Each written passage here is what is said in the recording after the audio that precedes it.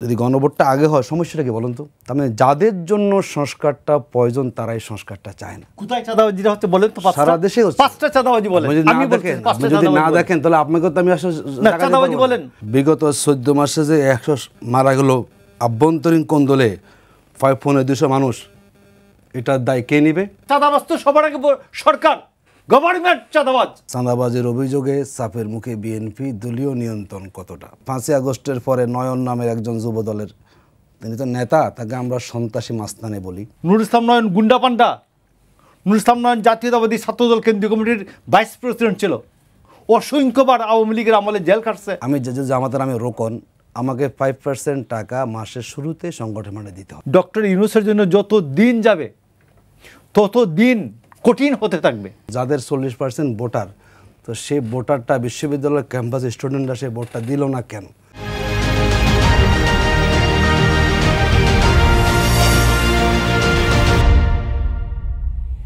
দর্শক স্বাগত কালের কণ্ঠের নিয়মিত অনুষ্ঠান কালের সংলাপে। আজ আমাদের সাথে আলোচনায় অংশ নিতে স্টুডিওতে উপস্থিত আছেন রাজনৈতিক বিশ্লেষক মোশাররফ আহমেদ ঠাকুর, এবং আমাদের সঙ্গে স্টুডিওতে আরও উপস্থিত আছেন কেন্দ্রীয় মজলিসের শুরা সদস্য বাংলাদেশ জামায়াতে ইসলামী অ্যাডভোকেট আতিকুর রহমান। আসসালামু আলাইকুম।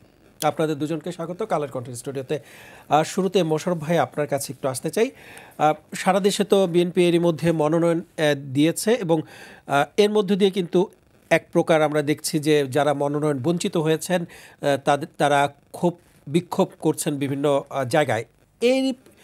এই পরিস্থিতিতে গতকাল অর্থাৎ বুধবার গণসংযোগ চলাকালে চট্টগ্রামে একটি গুলিবিদ্ধের ঘটনা ঘটেছে, সেখানে একজনের মৃত্যু হয়েছে। আসলে নির্বাচনের আগে এই ঘটনা কি বার্তা দিচ্ছে? ধন্যবাদ আপনাকে, আপনার দর্শক শ্রোতা অপর বিজ্ঞালোচক। দেখুন যে নির্বাচন নিয়ে এই যে গত পরশুদিন বিএনপির মনোনয়ন ডিক্লেয়ার হওয়ার আগ পর্যন্ত মানুষের মধ্যে যে সন্দেহ অবিশ্বাস ছিল যে নির্বাচনটি আদৌ হবে কিনা, এই সন্দেহ অবিশ্বাসটা দূর হয়েছে যে বিএনপির মনোনয়ন ঘোষণার পরে। আপনি দেখবেন যে জামায়াতে ইসলামের আমির তিনি বলেছেন যে আমরা প্রায় 1 বছর আগে আমাদের ক্যান্ডিডেট আমরা সেট করে দিয়েছি। তো সেই ক্ষেত্রে বিএনপির যে মনোনয়ন ঘোষণা, এটা আমি মনে করি যে নমিনেশন ডিক্লারেশনের বিষয়টি এটি একটা positive move in favour of election. মানুষের আস্থা বিশ্বাস সৃষ্টির ক্ষেত্রে একটা পজিটিভ মুভ, নাম্বার 1। নাম্বার 2 হচ্ছে যে বিএনপি একটা বড় রাজনৈতিক দল, প্রায় সকল আসনেই 3 জন করে লোক আছে, কোনো কোনো আসনে 10 জনও আছে। তো 17 বছর ধরে যে এই আন্দোলন সংগ্রামের মধ্য দিয়ে নেতৃত্ব তৈরি হয়, আপনি জানেন যে নেতৃত্ব তৈরি হয়, কর্মী তৈরি হয় এবং দল বিকশিত হয়। তো সেইখানে যে আমরা 15 সাল থেকে যে এককভাবে রাজনীতির মাঠে ফ্যাসিবাদকে মোকাবেলা করতে গিয়ে বিএনপি এর মধ্যে যে বিভিন্ন স্তরের নেতৃত্ব তৈরি হচ্ছে, বিভিন্ন ধরনের নেতৃত্ব তৈরি হচ্ছে, কেউ ফ্রন্ট লাইনার, কেউ মিডফিল্ডার, কেউ ব্যাক ইয়াতে খেলা করেছেন, কেউ আর্থিকভাবে সহযোগিতা করেছেন, এরা সবাই কিন্তু আওয়ামী নির্যাতনের শিকার হয়েছেন। তো সেই ক্ষেত্রে এদের প্রত্যেকেরই যে ক্লেইমটা এটা ভ্যালিড ক্লেইম। তো এই ক্ষেত্রে আপনি যে বলতে পারেন না যে পার্টি বলতে পারে না যে তোমার ক্লেইমটা ভ্যালিড না। তো সেই ক্ষেত্রে কিন্তু আপনাকে নমিনেশন একজনকেই দিতে হবে, 10 জন হলে একজনকে দিতে হবে, 3 জন হলে একজনকেই দিতে পারেন আপনি হাইয়েস্ট নমিনেশন। তো সেই ক্ষেত্রে থেকে বলা উচিত ছিল না যে যাকে মনোনয়ন দেওয়া হয়েছে তার পক্ষ হয়ে সবাইকে কাজ করেন। ফাইনালি আমি আপনাকে বলছি, এই ছোটোখাটো নির্বাচনের তো অনেক সময় রয়েছে, ছোটোখাটো যে ঝামেলা আছে এগুলো ইলেকশনের আগে থেমে যায় এবং ধরুন এখন যেমন ধরুন বিভিন্ন লোককে প্রোভাইড করার, কেউ পার্লামেন্টে কাজ করবেন, কেউ দলে কাজ করবেন, কেউ অন্যান্য পার্টির যে বিভিন্ন সোশ্যাল উইং আছে এগুলোতে কাজ করবেন। এইগুলো বেসিক্যালি এখন একটু বার্গেন হচ্ছে যে দেখা যাক যদি দলের নজরে আসে যায়, হাইকমান্ডের নজরে আসা যায়, এটা যখন এটা ডিসিশনের আর সময় থাকবে না তখন এগুলো সব থেমে যাবে। ধন্যবাদ আপনাকে। জনাব আতিক, আপনার কাছে একটু আসতে চাই যে সোজা আঙুলে যদি ঘি না উঠে তাহলে আঙুল বাঁকা করা হবে, তবুও ঘি আমাদের লাগবেই, এমন কথা বলেছেন বাংলাদেশের জামায়াতে নায়েবে আমির doctor Syed Abdullah Mohammad Taher. No hanky panky, জাতীয় নির্বাচনের আগে গণভোট লাগবেই। হাঙ্কি পাঙ্কি আসলে কে করছে, কোনো দল নাকি সরকার? জি, ধন্যবাদ আপনাকে, ধন্যবাদ আমাদের সহ আলোচক এবং দেশবাসী যারা শুনছেন সবাইকে আমাদের শুভেচ্ছা। দেখুন, এই বক্তব্যটা আজকে দিয়েছেন প্রধান উপদেষ্টার কাছে স্মারকলিপি দেওয়ার আগে, 8 দলীয় যে একটা অ্যালায়েন্স আছে তাদের স্মারকলিপি দেওয়ার পুরো মুহূর্তে তিনি এই কথাগুলো বলেছেন। দেখুন, বাংলাদেশের আমাদের অন্তর্বর্তীকালীন সরকার যখন তারা ক্ষমতা নিলেন 24-এর 8ই আগস্ট, এবং তারপরে আমাদের মাননীয় প্রধান উপদেষ্টা তিনি 3টা বিষয় তিনি জাতির কাছে কমিটমেন্ট করেছেন। এটা হচ্ছে বিচারের বিষয়, দ্বিতীয় হচ্ছে রাষ্ট্র সংস্কার এবং একটা সুষ্ঠু গ্রহণযোগ্য নির্বাচন। বিচার যেহেতু আদালতের বিষয়, আমরা সেখানে কথা বলবো না, কতটুকু অগ্রসর সবাই দেখতে পাচ্ছি আমরা। দ্বিতীয় সংস্কার এবং নির্বাচন, এবং নির্বাচনটা কতটুকু স্বচ্ছতা পাবে, নিরপেক্ষ হবে, অংশগ্রহণমূলক হবে, কিংবা একটা নির্বাচনটা সবার কাছে একটা গ্রহণযোগ্য হবে, তার নির্ভর করছে কিন্তু আমাদের সংস্কার প্রক্রিয়ার উপরে, জুলাই সনদের আইনি ভিত্তির উপরে। কিন্তু আমরা দেখতে পেলাম রাজনৈতিক দলগুলো বাস্তব, যেহেতু ফেব্রুয়ারি ইলেকশন বুঝতে পারছি আমরা সবাই নির্বাচনমুখী কিন্তু আমরা হয়ে গিয়েছি, কিন্তু রাষ্ট্র সংস্কারের মৌলিক যে দিকটি, জুলাই সনদে যে রাজনৈতিক দলগুলো তারা সেখানে স্বাক্ষর করেছেন, এবং তারপরে সরকারের যে পদক্ষেপটা ছিল, তারা এটাকে দ্রুত একটা আদেশ জারি করবেন এবং তার ভিত্তিতে তারা গণভোটের ব্যবস্থা করবেন। এখন আমাদের যেটা আমরা তো খেয়াল করলাম যে ঐক্যমত্য কমিশনে যে বিষয়গুলো ঐক্যমত হয়েছে, তারপরে প্রক্রিয়াটা ছিল খুব তাড়াতাড়ি। 17 তারিখ কিন্তু সবাই স্বাক্ষর করেছেন, তাই আজকে বলা যায় 18-19 দিন সময় আমরা পার করে এসেছি। এর মধ্যে এখনও আদেশ জারির কোনো ব্যবস্থা সরকার করেনি। এর মধ্যে গণভোট নিয়ে একটা দ্বিমত তৈরি হয়েছে। জামাত ইসলামী সহ ইসলামী দলগুলো, তাদের যে 8টা দল তারা একসাথে আন্দোলন করছেন, তারা বলছেন যে গণভোটটা যেহেতু সংস্কারটা আমাদের একটা মৌলিক, আমরা এই পরিবেশটা সাধারণত কখনো আমরা পাইনি, এরকম একটা পরিবেশ বাংলাদেশ কখনো সুযোগ পায়নি, এটি আমাদের সংস্কারের বড় একটা সময়।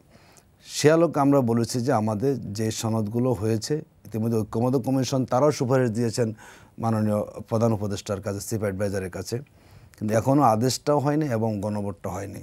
আমাদের দাবি ছিল যে গণভোটটা নভেম্বরে হওয়ার জন্য। এই ক্ষেত্রে বিএনপি তারাই মূলত গণভোটটাকে কি করে নির্বাচনের দিন করানো যায়, মানে বিএনপি হাঙ্কি পাঙ্কি করছে না, আমরা সেটা বলছি না। এখানে আমরা দায়িত্বটা কিন্তু সরকারের কাছে, শুধু রাজনৈতিক দলের উপরে দায় চাপিয়ে দিয়ে হবে না। আমরা মনে করি সরকারের দায়িত্ব আছে, যে সরকার তারা জনগণের সরকার তার অভিপ্রায় নিয়ে তারা বুঝতে হবে, অভিপ্রায় তারা পেয়েছেন। আমাদের মাননীয় প্রধান উপদেষ্টা তিনি তো ঐক্যমত্য কমিশনের প্রধান, তো যে সুপারিশগুলো সে আলোকে তিনি ভূমিকা রাখুন। এখন তিনি সেখানে কোনো পদক্ষেপ না নিয়ে, তিনি জনগণের সেন্টিমেন্টটাকে না বুঝে, আবার যাদের সাথে দীর্ঘ সময় আমরা বসেছি ঐক্যমত হচ্ছে, আবার আমাদের উপর তারা বলটা দিয়ে দিয়েছেন। এখানে মনে করি দায়িত্বটা সরকারের। সরকার যদি জনগণের অবস্থানটা বুঝতে পারে যে আমরা আগামী দিনে এমন কোনো রাজনীতি দেখতে চাই না যাতে আবার নতুন করে বাংলাদেশে ফ্যাসিবাদ আসে। দেখুন, সংস্কারের যে দিকগুলো এখানে এসেছে, আমি আস্তে আস্তে দেখলাম বিএনপির 31 দফা সংস্কার প্রস্তাবনা, সব অনেক জায়গাতেই কিন্তু তারা এই বিষয়গুলো অ্যাড্রেস করেছেন, কিন্তু সে জায়গাটার সংস্কারটা কীভাবে হবে। ধরুন আমাদের মানে প্রধানমন্ত্রীর ক্ষমতা বাড়ানোর বিষয় আসছে, নোট অফ ডিসেন্ট তারা দিয়েছেন এমন এমন দিকগুলোতে, যেই দিকগুলো যদি ওই অবস্থায় বাস্তবায়ন না হয় তাহলে বাংলাদেশে আবারও কিন্তু ফ্যাসিবাদ আসতে পারে। না, ঐকমত্য কমিশন থেকে যে সুপারিশ দেওয়া হয়েছে সেখানে কিন্তু নোট অফ ডিসেন্টগুলো বাদ দেওয়া হয়েছে। হ্যাঁ, এখন নোট অফ ডিসেন্ট সহকারে কোথাও গণভোট হয় এটা আমাদের জানা নাই, যে আমি একটা দিলাম ঐক্যমত্য কমিশনের পক্ষ থেকে, এখানে হলো নোট অফ ডিসেন্ট আছে, তো সেখানে জনগণ ভোটটা দিবে কোথায়, এটা একটা কিন্তু অসুবিধা। আমরা যেটা মনে করছি বাংলাদেশে গণভোটটা মানুষের একটা আকাঙ্ক্ষা, যদি এটাকে আমরা ভোটের আগে নিতে পারি এবং তার ভিত্তিতে ইলেকশনটা আমাদের হয়, আমরা মনে করি ইলেকশনটাকে সুষ্ঠু করার জন্য গণভোটটা আগে হওয়া জরুরি। দীর্ঘদিন আমরা ইলেকশনের মাঠে আমরা নাই, এবং বর্তমান নির্বাচন কমিশন তারাও তো তাদের অভিজ্ঞতা নাই, তাদের অধীনে কোনো ইলেকশন কিন্তু হয় না এখন পর্যন্ত। যদি এই গণভোটটা হয়ে আমরা বুঝতে পারবো যে তারা কতটুকু ক্যাপাবল হয়েছেন এবং রাষ্ট্রের সক্ষমতা সেখানে বোঝার সুযোগ আমরা পাবো। এই জন্য গণভোট যদি আপনি একদিনে নিয়ে যান, দেখুন বাংলাদেশে 3টি গণভোট হয়েছে। কোনো গণভোট কি একসাথে হয়েছে ইলেকশনের সাথে? হয়, আলাদা হয়েছে। আমাদের জিয়াউর রহমানের সময় একবার হয়েছে, এরপর হলো এরশাদের সময় একবার হয়েছে, আবার 90 সাল 91 সালে একবার হয়েছে। 3টা আলাদা আলাদা হয়েছে। তো বাংলাদেশ তো জাতীয় নির্বাচনের দিনে গণভোট হওয়ার অভিজ্ঞতা আমাদের নাই। আবার নির্বাচন কমিশন আমাদের তাদের অভিজ্ঞতা সেখানে কম। কেন ঝুঁকি নেব আমরা?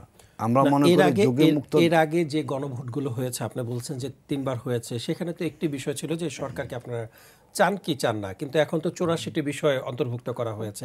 এটা একটা বিষয়। আরেকটি বিষয় হচ্ছে ডক্টর স্বাধীন মালিক কিন্তু বলেছেন যে কোনো দেশে পৃথিবীতে নজির নেই যে নির্বাচনের আগে গণভোটের বিষয়টি। শুনেন, এটি উনি বলেছেন স্বাধীন মালিক, আমরা ওনাদেরকে শ্রদ্ধা রেখে বলি। উনি তো একসময় একটা তিনি কমিশনের প্রধান ছিলেন, তিনি আবার রিজাইন দিয়েছেন। উনি বলতে পারেন, উনি বলতে পারেন সেটা, এটা তার ব্যক্তিগত মতামত। কিন্তু দেশের মানুষের যে চিন্তাটা, সেটাকে আমরা অগ্রাধিকার দেব। দেখুন যেটা কথা আসতেছে, এই যে বলুন আমি 84টি বিষয় আসছে, তো এখন যদি আপনি একই দিন যদি আপনি গণভোট দিয়ে দেন, তাহলে আরও কঠিন হবে না? মানুষ সেদিন হলো সবাই চেষ্টা করবে, আমি দাঁড়িপাল্লা প্রতীকের প্রার্থী, আমি চেষ্টা করবো আমার প্রতীকে ভোট দেওয়ার জন্য, বিএনপি দাঁড়া শেষ করবে। তাহলে এই গণভোটের অবস্থাটা কী হবে? মানে গণভোট তখন এমন জায়গায় চলে যাবে, এটা না হলেও কোনো কারো অসুবিধা নেই।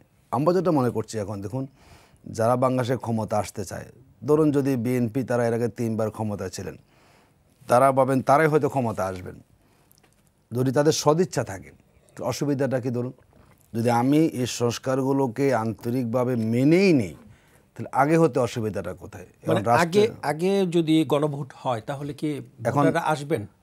আসবেন না কেন? শুনেন, ঝুঁকি মুক্ত কোথায়? আপনি যদি জিনিসটাকে ঝুঁকিতে ফেলে দেন যে আমি ইলেকশনের দিন করব, মানুষ আবার আগ্রহী হয়ে আবার গণভোটে দিবে, সেটা কি আমাদের জন্য সহজ হবে? না আমি ঝুঁকিমুক্ত হবে যে আমরা সবাই এই রাষ্ট্র সংস্কারের পক্ষে, আপনারা সবাই আসুন, সব দল যদি এক হয়ে আমরা মনে করি মাঠে থাকি, অবশ্যই বাংলাদেশের মানুষ, ছাত্র, যুবক, তরুণ সবাই কিন্তু আমাদের এখন সংস্কার চাচ্ছে। একটু যোগ করি জনাব আতিক, আমরা দেখেছি যে বিগত যে জাতীয় নির্বাচনগুলো হয়েছে সেখানে কিন্তু ভোটারদের উপস্থিতি ছিল না। সেখানে এই গণভোটে আলাদা করে মানুষ আসবেন কিনা? শুনেন, যেহেতু সংস্কারের পক্ষে মানুষের ওপিনিয়ন আছে, মানুষ আর দেখতে চায় না আবার বাংলাদেশে কোনোভাবে ফ্যাসিবাদী আচরণ কোনো দল করুক। সেটা জামাত ইসলাম হতে পারে, শুধু বিএনপি, জামাত হতে পারে। সেটা মানুষ মনে করে না, মানুষ আর রাজনৈতিকভাবে এরকম খারাপ দেখতে চায় না। মানুষের আগ্রহ যে আমরা রাষ্ট্র সংস্কারটা চাই, এবং এই ম্যান্ডেটটা কিন্তু ইন্টারিম গভর্নমেন্টের কিন্তু আছে। আমরা মনে করি গণভোট আগে হলে বরং এখানে ভোটাররা বেশি আসবেন, এবং ইলেকশনের দিন হলে বরঞ্চ এই যখন রাজনৈতিক দলগুলো এটার পক্ষে ভূমিকা রাখবেন না, তখন সেখানে ভোটারদের আগ্রহ কমে যাবে এবং নানাবিধ অসুবিধা সেখানে ধন্যবাদ আপনাকে পড়তে পারে। ধন্যবাদ আপনাকে। জনাব মোশাররফ, আপনার কাছে একটু ফিরতে চাই। গণভোটের এখানে 84টি বিষয় কিন্তু উপস্থাপন করা হবে। আমরা দেখেছি যে আমাদের ভোটাররা বেশিরভাগই কিন্তু পড়তে জানে না। তাহলে সেক্ষেত্রে বাংলাদেশের এমন প্রেক্ষিতে গণভোটের আসলে প্রয়োজনীয়তা কতটুকু? ভাই ধন্যবাদ আপনাকে। দেখুন, যুক্তিগুলি একটু রাষ্ট্র, সরকার এগুলিকে বুঝিয়ে দিতে হবে। আচ্ছা, আমি খুব সহজ আপনার কোশ্চেনটাতে আসার আগে, আমাদের ইউনিয়ন পরিষদ নির্বাচনে কয়টা ব্যালট থাকে? একটা চেয়ারম্যান, একটা ওয়ার্ডের মেম্বার, আর 3টা ওয়ার্ডে মিলাইয়ে একটা সংরক্ষিত মহিলা মেম্বার। কয়টা ব্যালট? 3টা। উপজেলা নির্বাচনে কয়টা ব্যালট থাকে? একটা চেয়ারম্যান, একটা পুরুষ ভাইস চেয়ারম্যান, আর একটা সংরক্ষিত মহিলা ভাইস চেয়ারম্যান। 3টা ব্যালট থাকে আলাদা আলাদা, 3টা ব্যালট। তো 3টা ব্যালটে তারা 3টা মার্কায় সিল দিয়া 3টা বাক্সে ফেলেন। তো বাংলাদেশের মানুষকে তো আন্ডারমাইন করেন কেন? আমি হাঙ্কি পাঙ্কি শব্দটা একটু দেখলাম। আবদুল্লাহ মোহাম্মদ তাহের একজন ডাক্তার, এমবিবিএস ডাক্তার, উনি নিশ্চয়ই খুব এসএসসি ইন্টারমিডিয়েট খুব ভালো রেজাল্ট করেছিলেন বলেই মেডিকেলে চান্স পেয়েছেন। হাঙ্কি পাঙ্কি হচ্ছে এটা খুব বাজে শব্দ। আমি গুগলে সার্চ দিলাম বাংলায়, ইংরেজিতে। এটা সাধারণত যৌনতার ক্ষেত্রে যখন কোনো অসদাচরণ করা হয় তখন এই শব্দটি ইউজ করা হয়, হাঙ্কি পাঙ্কি। ওনার মতো স্ট্যাচারের লোকের কি এই শব্দটি ইউজ করা সঠিক? আমার ভাইকে বলবো যে আপনি তো এই ফাঁকে দেখে নিতে পারেন ইয়াতে গুগলে গিয়ে, হাঙ্কে পাঙ্কে মিনিং ইন বাংলা। তো গেল 2, আপনাকে আপনার এখন মূল কোয়েশ্চেনে ফেরত আসি যে একই দিনে নির্বাচন আগে এবং পরে 3টা নির্বাচন হয়েছে 77-এ, তখন সংবিধান আজকে 6ই নভেম্বর, ঠিক এইরকম 50 বছর একদিন আগে, মানে 5ই জানুয়ারি 5ই নভেম্বর বাংলাদেশের সংবিধান স্থগিত করে দেওয়া হয়। খালেদ মুশাররফ ক্ষমতা দখল করেন এবং সায়েমকে এনে ক্ষমতায় বসান। পরের দিন 7ই নভেম্বর, যেমন আজকে 6ই নভেম্বর রাত্রে সিপাহী জনতার অভ্যুত্থান হয়। সকালবেলা মানুষ, সিপাহী এবং ট্যাঙ্কের সাধারণ মানুষ, জনতার উল্লাসে ঢাকা শহর ফেটে পড়ে। এটা হচ্ছে সিপাহী জনতার অভ্যুত্থান। সিপাহী জনতার বিপ্লবের পরে জিয়াউর রহমান ক্ষমতায় আসার পরে জিয়াউর রহমান রাষ্ট্রপতি হন নাই। এই খালেদ মুশাররফের আনা জাস্টিস সায়েমকে তিনি রাষ্ট্রপতি হিসেবে রেখে দেন। সায়েমই চিফ মার্শাল অ্যাডমিনিস্ট্রেটর হন। পৃথিবীর ইতিহাসে এমন কোনো নজির নাই যে চিফ মার্শাল অ্যাডমিনিস্ট্রেটর, প্রধান সামরিক আইন প্রশাসক একজন সে বেসামরিক ব্যক্তি হচ্ছেন, সেনাবাহিনী প্রধান ছিল। বাংলাদেশে একমাত্র বিষয় যে একজন বেসামরিক ব্যক্তি, প্রধান বিচারপতি, রাষ্ট্রপতি, তিনি প্রধান সামরিক আইন প্রশাসক হয়েছেন। তো জিয়াউর রহমান এই ক্ষেত্রে একজন অনিচ্ছুক শাসক। এই ক্ষেত্রে তিনি ইচ্ছা করে নেই, কিন্তু পরিস্থিতি তাকে বাধ্য করেছে এক এক করে তিনি আসতে।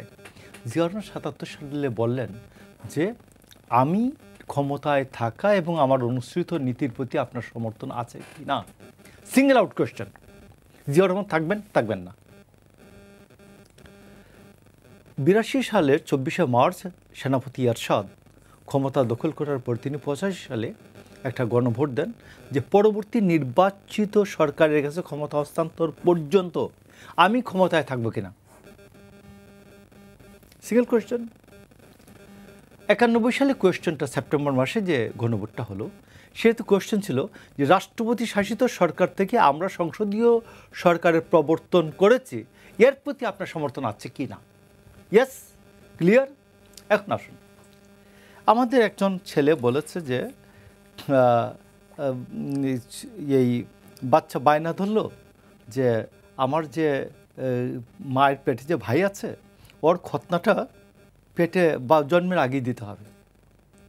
তো এখন ওকে প্রবুদ্ধ দেওয়ার স্বার্থে বলা হলো আচ্ছা ঠিক আছে, যে যখন ওর জন্ম হবে নাড়ি কাটার সাথে সাথেই ওর খতনা দিয়ে দেওয়া হবে। এটার প্রয়োজন নাই কিন্তু। ঠিক এইরকম বিএনপি একই দিনে যে মেনেছে যে এই গণভোটটা, এটা এইরকম একটা ঘটনা। আমি আপনাকে বলি যে বাংলাদেশের মালিক হচ্ছে জনগণ।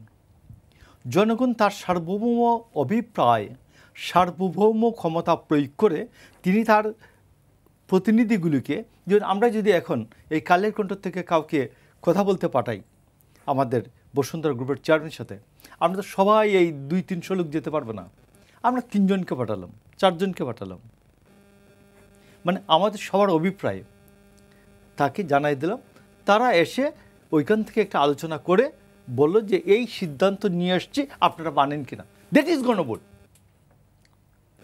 জনগণ তার অভিপ্রায় 300 আসনে নির্বাচিত করে এদেরকে পাঠাবে, তারাও স্ক্রুটিনি করবেন যে জুলাই সনদের কি কি বিষয় আইনি রূপ দিবেন, দিয়ে রাষ্ট্রপতির কাছে স্বাক্ষরের আগে সেটা জনগণের কাছে যাবে। মানে প্রথম হাইকোর্ট গঠন হলো, জনগণ পার্লামেন্ট গঠন করলেন, হাইকোর্ট এটা বিচার বিশ্লেষণ করে সুপ্রিম কোর্টের কাছে পাঠালো, গণভোটের কাছে। সর্বশেষ স্টেপ, সর্বশেষ সোপান সেইখানে অভিমতের জন্য পাঠালেন যে আমরা রাষ্ট্রপতির কাছে পাঠানোর আগে আপনাদের কাছে মতামতের জন্য দিলাম, এটা আপনারা মানেন কিনা, আমরা এই তৈরি করেছি। দিসে ডক্টর শাহদিন মালিক স্যার এটা এইভাবেই বলেছেন যে পার্লামেন্ট আগে আইনটা তৈরি করবে, তৈরি করে জনগণের কাছে দেবে, জনগণ বলবে যে ইয়াস ঠিক আছে অথবা ঠিক নেই। তো এটা হচ্ছে সুপ্রিম কোর্টের কাছ থেকে হাইকোর্টের কাছে আসে না, হাইকোর্টের বিচার জাজমেন্টের পরে সুপ্রিম কোর্টের কাছে যায়। সুপ্রিম কোর্ট হলো শেষ সীমানা। তো সেইখানে আপনি ওটাকে আগে টেনে আনতেছেন কেন?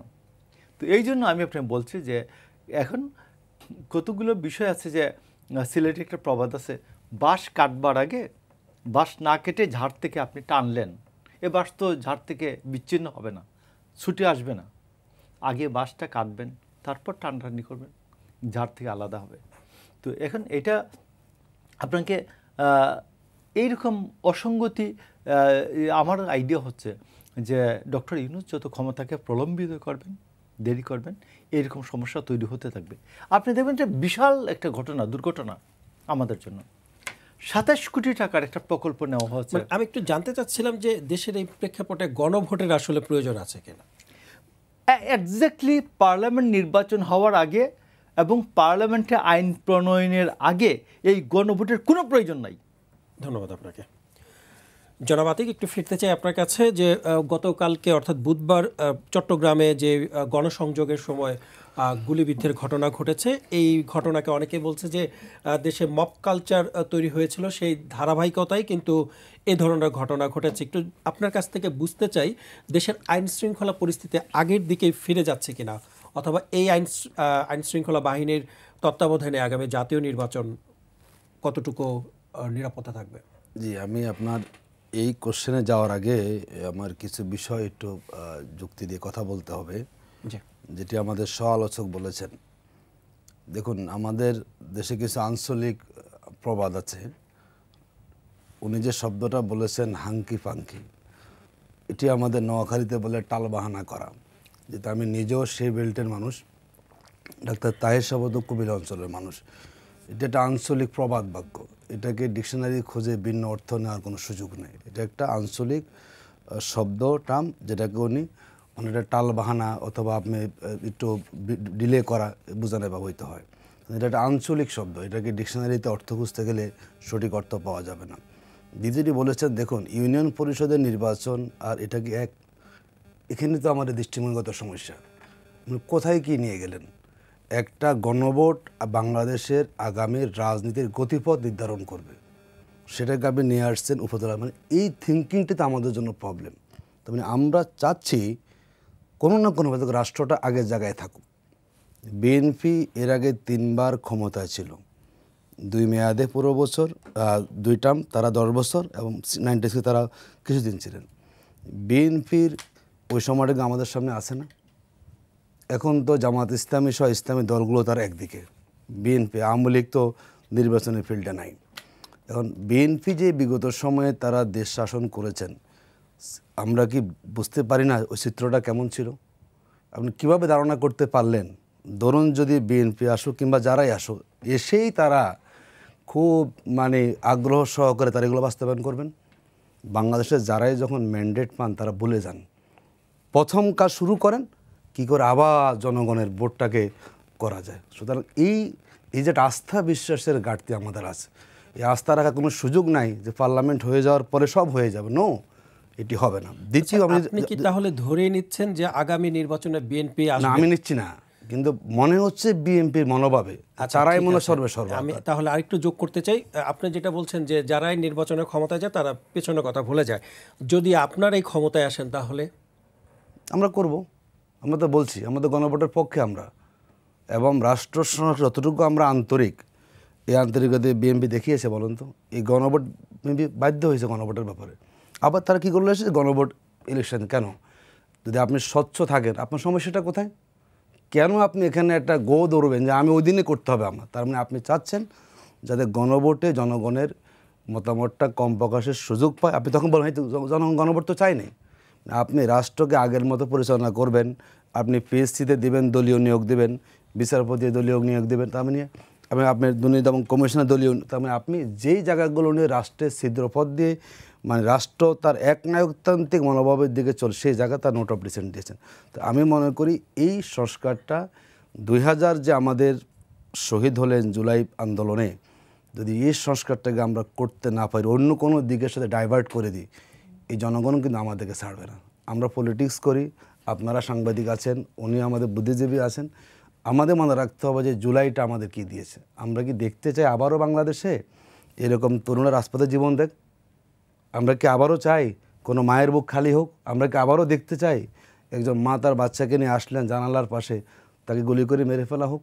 আমরা কি আবারও দেখতে চাই হেলিকপ্টার দিয়ে গুলি করা হোক? যদি তা দেখতে না চাই, আমাদের সবাইকে অন্য কোনো দিকে যুক্তি না, যাতে রাষ্ট্রটা আমাদের সঠিক দিকে যায়। আমরা 54 বছরে অনেক সরকার পেয়েছি, আমরা মনে করি রাষ্ট্র সংস্কারের বাস্তবতা আমাদেরকে বুঝতে হবে। যদি এটাকে আমরা ইগনোর করে যাই, তো অসুবিধা কী? যদি গণভোটটা আগে হয়, সমস্যাটা কি বলুন তো? যদি আমি চাই যে দেশটা ভালো হোক, আগে পরে সমস্যা কি? রাষ্ট্রের টাকা খরচ হবে। অনেকে বলছে যে গণভোটের আগে প্রায় 3000 কোটি এখানে টাকা কোনো বিষয় না। আমরা বলেছি যেহেতু ইলেকশনটা তার 2 মাস পরেই হবে, যে সরঞ্জামগুলো আপনি ক্রয় করবেন এগুলো এখানে ব্যবহার করা যাবে। হ্যাঁ, খরচ তো হবে। রাষ্ট্র যদি রাষ্ট্রের জন্য আমাদের প্রয়োজন হয়, তাহলে আমরা খরচ করবো না সেখানে? যদি আমরা মনে করি রাষ্ট্রের আগামী দুর্নীতি বন্ধ হয়ে যাবে, ফ্যাসিবাদের উত্থান ঠেকাতে হবে, তাহলে রাষ্ট্রকে ওই সংস্কার করার জন্য টাকা কত খরচ হবে এটা বিশ্লেষণ করা মানে হচ্ছে জনগণের দৃষ্টিটাকে ভিন্ন দিকে নিয়ে যাওয়া। নেক্সট আপনি যেটা বলেছেন চট্টগ্রামের ঘটনাটা দেখুন, এই যে বললাম আমাদের সংস্কারটা কেন লাগবে? এই জন্যই লাগবে। আপনি দল থেকে মনোনয়ন দিলেন, রাস্তায় নেমে টায়ার গাড়ি জ্বালিয়ে দেওয়া হলো, তার মানে কি আপনি আপনার এই কাজটাই বলে যে আপনি সংস্কারপন্থী দল নন। আপনি রেল লাইন অবরোধ করে দিলেন, কেন? আরও দল আছে না? জামাত তো 1 বছর আগ থেকেই তাদের নমিনিকে বসে আপনারা মাঠে কাজ করেন। কোথাও কোনো ঘটনা ঘটেছে এরকম? তার মানে যাদের জন্য সংস্কারটা প্রয়োজন তারাই সংস্কারটা চায় না। তার মানে আপনি মনোনয়ন বাণিজ্য করা যাবে না, কেন্দ্র দখল করা যাবে না, এখানে সন্ত্রাসী কার্যক্রম চালানো যাবে না। দেখুন বাংলাদেশে আমি আপনার শোতে বলছি, যদি এই গণভোট যদি সংস্কার আগে না হয়, আগামী নির্বাচনকে আপনি কোনোভাবে স্বচ্ছ করতে পারবেন না। এই দায় কে নেবে? ধন্যবাদ। যদি আটটা বলি, যদি গণভোটে মানুষের উল্লেখযোগ্য সংখ্যক রেসপন্স না আসে, তাহলে আপনি যারা এখন গণভোটকে একই দিনে দায়িত্ব নেবেন, আপনি যে আমি দায়িত্ব নিলাম, মানুষ ভোট দিবে। তার মানে আপনি চাচ্ছেন মানে চলে বলে কৌশলে যাতে করে রাষ্ট্রের দিকগুলো সংস্কার নয় আগের মতোই থাকুক। আমরা মনে করি সবাইকে আন্তরিক হওয়ার প্রয়োজন। সবাই জায়গায় যে আমাদের রাষ্ট্রটাকে ঠিক করতে হবে, ঠিক করার জন্যই আমাদেরকে টাকা কত যাবে সেই দিকে খেয়াল না করে রাষ্ট্রটা আমাদের সুন্দর থাকতে হবে। সুতরাং সেই জায়গাতে অবশ্যই গণভোট আগে না হলে ইলেকশন হবে না। আফার হাউস নিয়ে আপনি কথা বলছেন, আফার হাউস কীভাবে হবে সেখানে? যেই জায়গাতে আমরা ক্ষমতা ভারসাম্য চাচ্ছি, যে সেটিকে আপনি ঝুলন্ত রাখেন, আবার পার্লামেন্ট আসবে, সেখানে আবার আলোচনা হবে, তার মানে আগের জায়গায় আমরা ফেরত যাব। আমরা সেখানে ফেরত যেতে চাই না। এবং এই সময়েই এখন তারা নিরপেক্ষ সরকার, ইন্টারিম গভর্নমেন্ট, তাদেরই দায়িত্ব জনগণের চিন্তাকে বুঝেই তারা রাষ্ট্রটাকে সঠিক জায়গায় নিয়ে যাবে। ধন্যবাদ আপনাকে। জনাব মোশাররফ, বুধবার সেনাবাহিনীর নিয়মিত ব্রিফিংয়ে বলা হয়েছে যে নির্বাচন হলে দেশের স্থিতিশীলতা ফিরে আসবে। দেশে এখন যে অস্থিতিশীলতা বিরাজ করছে, এটার দায়ভার আসলে কে নেবে? আমি আপনাকে এই জায়গাটাতে আসছি, একটু কাজ করে আসি। দেখুন, রাষ্ট্র, সরকার, দল, 3টি আলাদা এন্টিটি, আলাদা সত্তা। এই সত্তার সাথে যে আমাদের গ্রাম্য সালিশি পঞ্চায়েতি বৈঠক, এটার একটা অমিল আছে। গণভোটে আপনি কি পাশ করবেন, গণভোটে পাশ করবেন এবং বলে দিচ্ছেন আপনি 270 দিন পর অটোমেটিক্যালি এটা এই জুলাই সনদ যুক্ত হয়ে যাবে, স্বয়ংক্রিয়ভাবে যুক্ত হয়ে যাবে। সংবিধানে যা যুক্ত হয় এটা একটি আইনি ল্যাঙ্গুয়েজে কাঠামোতে যুক্ত হয়। এটার একটা লিগাল ল্যাঙ্গুয়েজ আছে। তো লিগাল ল্যাঙ্গুয়েজে আপনি বলতেছেন যে এটা স্বয়ংক্রিয়ভাবে 270 দিনের মধ্যে পাস না করলে পার্লামেন্ট, পৃথিবীর কোনো সাংবিধানিক আইনের গ্রামার বলে না যে আগে আমি পার্লামেন্টকে আপনি বাধ্য করতে পারেন। আমি কথাটা হার্ড করতে চাই নাই, যেহেতু আপনি আমার পরিচয়টা অন্য পরিচয় দেন নাই, শুধু সিঙ্গেল পরিচয় দিয়েছেন, পলিটিক্যাল বিশ্লেষক।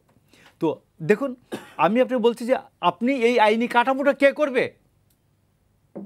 আইনি কাঠামোটা পার্লামেন্ট করার একমাত্র ক্ষমতা রাখে। এইখানে যারা বসছে 33টা দল 32টা দল, এদের প্রতি সম্পূর্ণ শ্রদ্ধা রেখে আমি বলি, হু আর দে? এদের পার্সেন্টেজ কত? এদের ভোটের পার্সেন্টেজ কত? এদের ভোটের পার্সেন্টেজ হচ্ছে সর্বশেষ নির্বাচন হয়েছে বাংলাদেশে 2008-এ, একটা মিনিমাম গ্রহণযোগ্য, যদিও এটার মধ্যে অনেক ত্রুটি আছে, ষড়যন্ত্র আছে। তো সেইখানে বিএনপির সমর্থন হচ্ছে 32.5, জামাতের সমর্থন হচ্ছে, জামাতের পপুলার সমর্থন হচ্ছে 4.42, মানে 4.42। তো আর বাকি সব মিলাইলে আর 4% হয় না। ইয়ার কি নাম যে ইসলামী আন্দোলনের সমর্থন হচ্ছে 0.001। তো বাকি সব মিলাইলে তো 4% হয় না, মানে বিএনপির 4 ভাগের 1 ভাগ হয় না। তো এইখানে 8% আর 32% লোক নিয়ে বিএনপিকে বাদ দিলাম আমি। বিএনপি সব সংস্কার চায় না, বললেন যে উনি বিএনপি সব সংস্কার চায় না। বিএনপি যখন 31 দফার সংস্কার দিয়েছে তখন জামাত কোন সংস্কার দেয় নাই তো, জামাত সংস্কার দিয়েছে অনেক পরে, এই যে 5ই আগস্টের পরে। তো সেইখানে আপনি বললেন যে বিএনপি সংস্কার চায় না। বিএনপি সংস্কার কোন কোন জায়গায় চায় না শুনবেন। আর বিএনপি বলছে যে 70 অনুচ্ছেদ তুমি বিলুপ করে দাও। 70 অনুচ্ছেদ কি? বিএনপি বলছে, তারা বলছেন যে আস্থা ভোট অনাস্থা ভোট এইটাতে থাকবে, আর থাকবে হচ্ছে অর্থ bill pass, budget pass. BNP বলছে না, এখানে আমার নোট অফ ডিসেন্ট আছে, যদি যুদ্ধকালীন সময় আসে, যুদ্ধকালীন সময়ে যুদ্ধ বিরতি অথবা যুদ্ধ ঘোষণার ক্ষেত্রে দলীয় মেম্বাররা ভোট দিতে বাধ্য থাকবেন সরকারের পক্ষে। এটা কি অনৈতিক? আমি আপনাকে বলছি এইরকম 27টা পয়েন্টে বিএনপি 48টা পয়েন্টের মধ্যে 27টা সাংবিধানিক পয়েন্টে একমত হয়েছে। তো ডক্টর ইউনূসের সম্পূর্ণ অঙ্গীকার ছিল, প্রতিশ্রুতি ছিল যে আমরা 100টা প্রস্তাব আসলো, 10টা প্রস্তাবে সবাই একমত হলে এইটাই আমরা এই 10টা পয়েন্ট থাকবে, সনদ হবে, আমরা জাতীয় নির্বাচনে যাব। এখন পিরাপিরি কেন পিরাপিরি? আপনি বলেন তো যে এখানে 800 প্রস্তাব নিয়ে বসে কোন উন্মাদ বসে 800 প্রস্তাব নিয়ে বসছে, তারপর 84 প্রস্তাব নিয়ে বসছে, এরপরে 48টা পয়েন্ট নিয়ে আসছে যে শুধু সাংবিধানিক সংস্কার।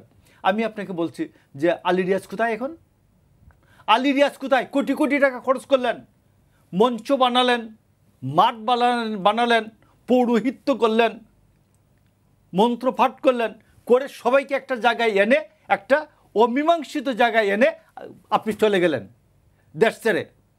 এই কোটি কোটি টাকার জবাব দিবে কে? কোটি কোটি টাকা খেয়েছেন, এটার জবাব দিবে কে? বেতন ভাতা নিয়েছেন কোটি কোটি টাকার, এটার জবাব দিবে কে? এখন একটা অমীমাংসিত একটা জায়গায় রেখে, যেটা অসমাধানযোগ্য কতগুলো প্রশ্ন এখানে এনে টেবিলে দিয়ে আপনি বললেন যে আপনারা, গভর্নমেন্ট বলল যে 7 দিনের মধ্যে এটা আপনারা সমাধান করে আসুন। আমি বলছি আমরা 7 দিনের মধ্যে অনেক সমাধান আমরা করেছি। এর আগে আমরা 5 দফা তৈরি করি নাই এরশাদের বিরুদ্ধে? আমরা তো 5 দফা তৈরি করেছি। আমরা এরশাদকে তাড়িয়েছি, আমরা অন্যান্য হাসিনাকেও তাড়ানোর যে অবস্থায় রাজনৈতিক দলগুলি করেছে।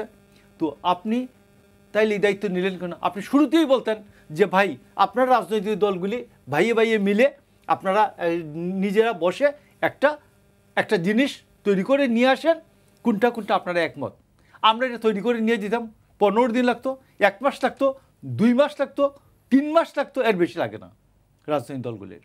তো নিয়ে যেহেতু আপনি বলতেন যে এরপর নির্বাচন ডিক্লেয়ার হতো, 6 মাসের মধ্যে আপনার বিদায়। আপনি এখন 14 মাস পরে এসে বলতেছেন যে আপনি যখন গণঅভ্যুত্থানোত্তর পরিস্থিতিতে মানুষের সহিষ্ণুতা কম থাকে, ধৈর্য কম থাকে, প্রতিরক্ষার নিরাপত্তা নাজুক থাকে, অর্থনীতি নাজুক থাকে, এইরকম একটা সময় আপনি পার করে এসে 14 মাস পরে এসে বলতেছেন রাজনৈতিক দলগুলি আপনি 7 দিনের মধ্যে সমাধান করে আসেন। এখন আপনি বলবেন আপনি ডক্টর ইউনূসকে এর জন্য দায়ী করছেন। ডক্টর ইউনূসকে দায়ী করছি না আমি। ডক্টর ইউনূসের কাছে আমার প্রত্যাশা ছিল হিমালয় সমান। উনি সাভারের শালকাঠালের বন এবং ছোট ছোট টিলা ওই পরিমাণ আনন্দ আমাদেরকে, ওই পরিমাণ প্রত্যাশা আমাদেরকে পূরণ করতে পারেন নাই। এই জন্য হচ্ছে আমাদের সমস্যা।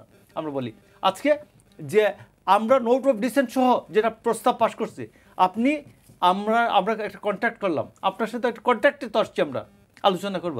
আপনি যখন বলবেন থেমে যাও, আমরা থামবো, এটাই তো। বাট আমি বললাম যে ভাই আপনি সেন্টেন্সের মাঝখানে থামাবেন না, এটা আমার নোট অফ ডিসেন্ট। তো আপনি যখন এটাকে পরিবর্তন করে ফেললেন, আমার এই যে মাঝখানে যে কথাটা, এটা বাদ দিয়া আপনি কন্ট্রাক্ট পেপার আপনি দিয়ে দিলেন সবাইকে যে এইটা ঠাকুর সাহেবের সাথে কন্ট্রাক্ট হয়েছে। তো আমি তো বলবো তো এটা জালজালিয়াতি। এটা পেনাল কোডের দণ্ডবিধির 464, 467, 68, 469 এবং 471 ধারার অপরাধ হয়েছে। এটা এই অপরাধের জন্য ডক্টর আলী রিয়াজ না, প্রতারণা হচ্ছে 420, ফ্রড। এটা হচ্ছে জালজালিয়াতি। জালজালিয়াতি যেখানে হবে সকল জালজালিয়াতি ফ্রড, কিন্তু সকল প্রতারণা ফ্রড জালজালিয়াতি না। তো এই জন্য আমি বলছি যে একটা জালজালিয়াতির অপরাধ সম্পন্ন হচ্ছে। আপনারা বলেছেন যে ঐকমত্য কমিশন এক ধরনের প্রতারণা করেছে আপনাদের সাথে, নোট অফ ডিসেন্ট বাদ দিয়ে। তাহলে এই সরকারের অধীনে আবার আপনারা নির্বাচনে যাচ্ছেন, ছোট বিষয় বলি, আবার কি প্রতারণার শিকার হবেন না? আরেকটা ছোট বিষয় বলি, ডক্টর ইউনূসের মতো ব্যক্তিত্বের জন্য উনার মরাল, ইথিক্যাল অ্যান্ড লিগ্যাল 3টা গ্রাউন্ড লাগে উনি থাকতে। আপনি কয়েকদিন আগে এনসিপি ছাত্র বলেছে যে সরকার তাদের সাথে প্রতারণা করেছে, দেখছেন আপনি নিশ্চয়ই।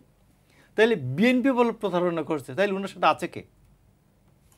আওয়ামী লীগ নাই, জাতীয় পার্টি তো নাই, বিএনপি বলে প্রতারণা করেছে, ছাত্ররা বলে প্রতারণা করেছে। তাহলে শুধু 4%, 4.22%-এর যে জামাত আছে শুধু, আর কেউ নাই সরকারের সাথে। হ্যাঁ, তাইলে উনি কি ক্ষমতায় থাকার নৈতিক অধিকার আছে, মরাল অধিকার আছে, নৈতিক অধিকার, ইথিক্যাল অধিকার আছে? আর he should resign, doctor Yunus should resign. এই মুহূর্তে তার সাথে আর দেশের কেউ নাই।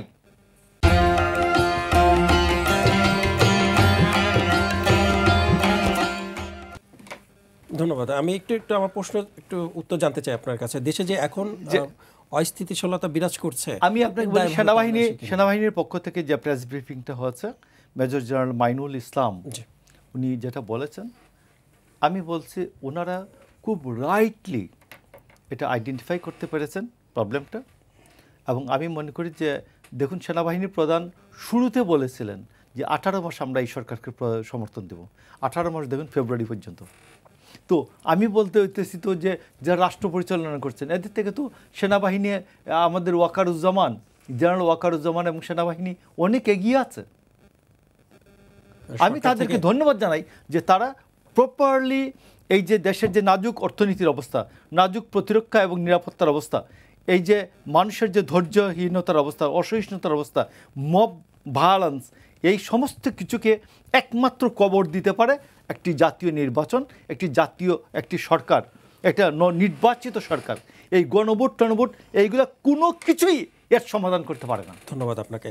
জনাব আতিক, একটু জনাব মোশাররফ আহমেদ ঠাকুর যিনি যেটা বলছেন তার একটু প্রতিক্রিয়া আপনার কাছ থেকে জানতে চাইব। পাশাপাশি এটাও জানতে চাইব যে প্রধান উপদেষ্টা বলেছিলেন যে কিছুদিন আগে যে নির্বাচন বানচালের বড় ধরনের ষড়যন্ত্র হবে, চট্টগ্রামের সেই ঘটনা বড় ষড়যন্ত্রের একটি মহড়া কিনা, আপনার পর্যবেক্ষণ কি বলে?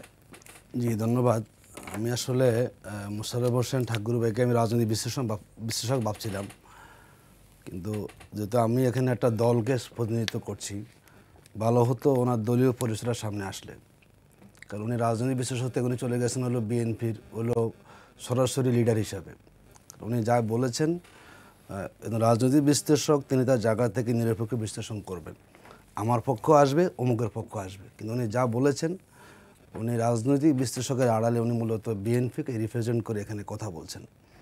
দেখুন, উনি দণ্ডবিধির দ্বারা বলেছেন, আমি সুপ্রিম কোর্টের অ্যাডভোকেট, দণ্ডবিধির এই ধারাগুলোতে কোন লাইনে আছে, কোন শব্দে আছে এই কাজগুলো প্রতারণা?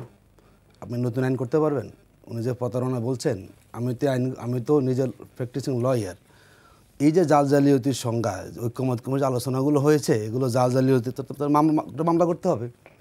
আপনি কোটা মামলা করেন গিয়ে, ঐক্যমত কমিশন এগুলো করেছে, এটা হলো মানে 420 হয়েছে, অথবা এখানে আপনার জালজালি মামলা করেন, সেখানে আমি 420 বলি না, আমি বলি 460, 464, 468, 469, 471।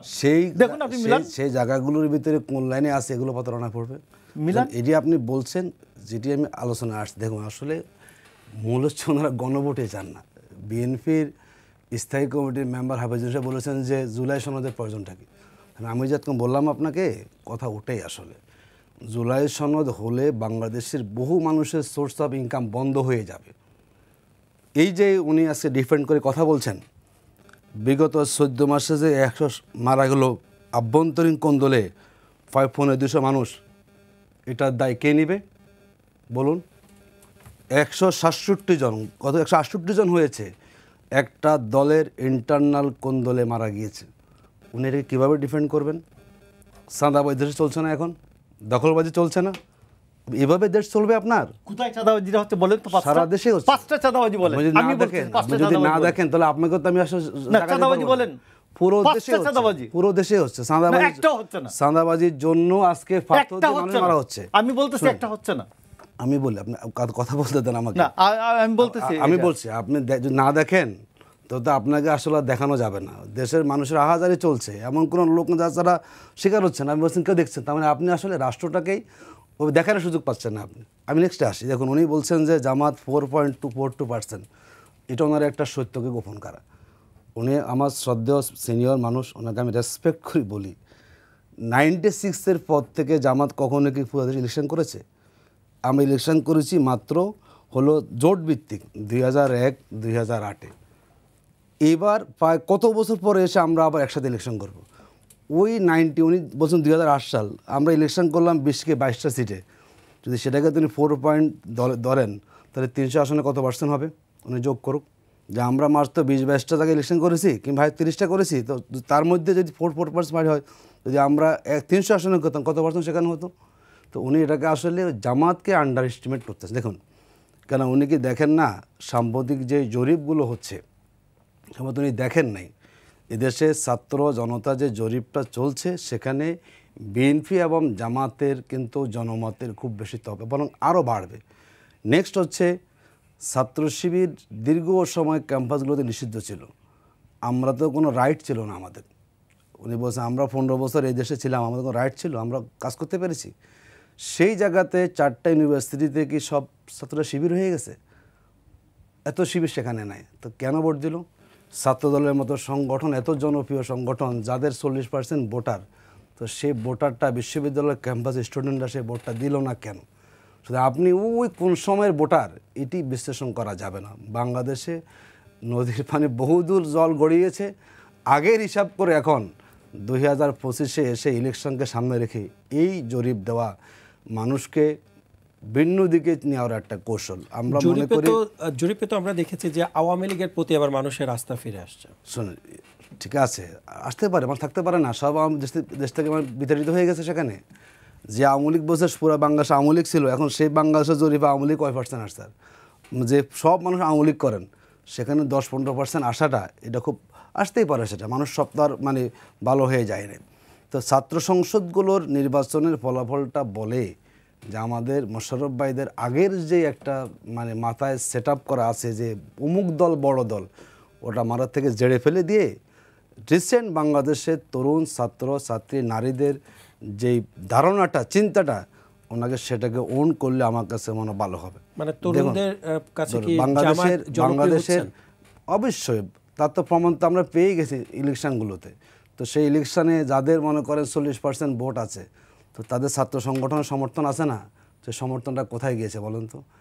আমাদের দেশের ছাত্ররা তারা আজকে সংস্কারের পক্ষে, তারা নতুন গ্রহণ করতে চায়, কিন্তু আমাদের কিছু বুদ্ধিজীবীরা আছেন তারা আগের জায়গায় থাকেন, তার রাষ্ট্রকে আবার আগের জায়গায় থাকুক, আবার এসে আলোচনা করা যাবে, এগুলো চাচ্ছেন। আমরা মনে করি এই বাংলাদেশে ফ্যাসিবাদ কখনো কায়েম হবে না এবং আমরা কাউকে করতে দেব না। আওয়ামী লীগের 15 বছর দুঃশাসন, আমরা জেলখানে গিয়েছি, আমরা রিমান্ড ফেস করেছি, ওই মিন্টু রোডে আমাদেরকে মেরে শোয়ে রাখা হয়েছে, মনে আছে আমাদের, ডান্ডাবিরি আমরা পড়েছি।